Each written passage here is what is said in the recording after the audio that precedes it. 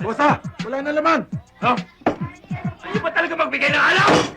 Ha? Parang awa nyo na, mga lasing na kayo, magagalit si chairman. Anong magagalit? Wala akong pakialam kay Chairman! Ano ba?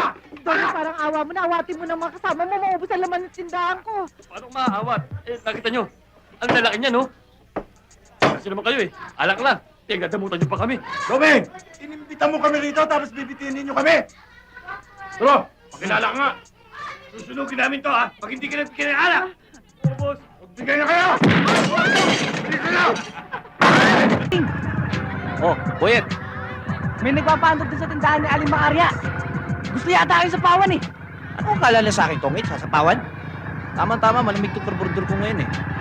Halika, samahan mo ako at nang madigahan yung mga yan. Oh, bakit? Ano ito? Kasama. Si Chairman. Oh, chairman. Chairman, upahan ko na yan. Huminahong ka. Huwag. Isa dito naman. Matindi yan ang humahok dito sa lugar na to. Ganun ba? Dati, siya may hawak dito. Ngayon, kami hawak sa kanya. Hindi ba?